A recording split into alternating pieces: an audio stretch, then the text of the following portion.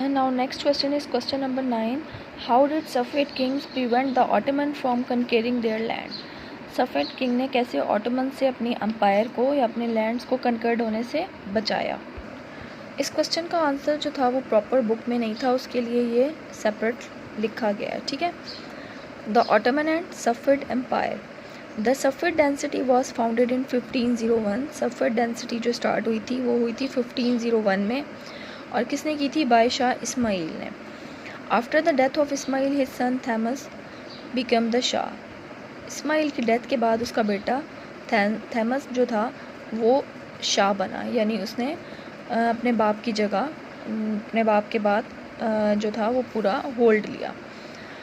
अच्छा, अब सफ़ेद किंग्स ने क्या किया था? अब अगर हम मैप के अकॉर्डिंग बात करें तो उस टाइम सफ़ेद एम्पायर जो थी वो सेंटर में आती थी, किसके? ऑटोमन एम्पायर के और मुग़ल एम्पायर के, ठीक है। उनके सेंटर में थी सफ़ेद एम्पायर। अब उस टाइम जो सफ़ेद थे उनको ऑटोमन से एक तरह से ख़तरा था, ठीक है, क्योंकि वो उन पे हमला कर सकते थे और वो करते भी रहे थे, ठीक है। छोटे छोटे अटैक्स करते रहते थे। बेसिकली ऑटोमन्स जो थे वो अपने एम्पायर को मज़ीद बड़ा करना चाहते थे। अब उस टाइम सफ़ेद किंग्स ने क्या किया था? जब उनका बादशाह तो था वो था Shah Tahmasp. First two steps लिए थे। पहला स्टेप हम पढ़ेंगे, to prevent the Ottomans from conquering their land, Shah Tahmasp move the capital from Tabriz to Qazvin because Tabriz was close to the Ottoman border. पहला step उसने ये लिया था कि तब्रिज़ जो उसका पुराना कैपिटल था उसको चेंज किया गज़विन में। गज़विन जो था ये एरिया तो था वो सेंटर में आता था, और तब्रिज़ जो था वो स्टार्ट में था, यानी ऑटोमन एम्पायर के बिल्कुल करीब था।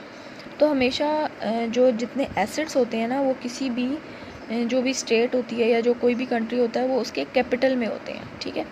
तो क्योंकि पहले उनका कैपिटल जो था वो तब्रिज़ था, फिर उसने पहला स्टेप क्या लिया? कैपिटल चेंज किया और गज़विन को कैपिटल बनाया। उसके बाद है इसका सेकंड स्टेप उन्होंने क्या लिया था?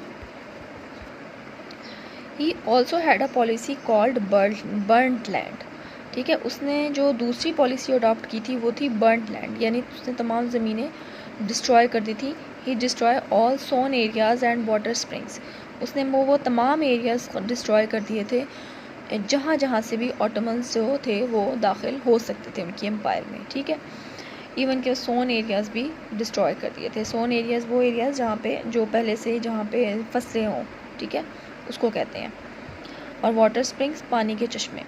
Bye this policy Ottoman army would not be able to stay there land. इन पॉलिसीज़ के थ्रू जो ऑटोमन आर्मी थी वो उनके लैंड पे ज़्यादा देर स्टे नहीं कर सकी और बैक हो गए, यानी वापस चले गए, ठीक है। तो ये इसका आंसर था कि ऑटोमन एम्पायर ने से किस तरीके से सफ़ेद किंग्स जो थे वो कैसे अपने एम्पायर को उन्होंने सेव किया था। तो शाह तहमस ने 2 स्टेप्स लिए थे।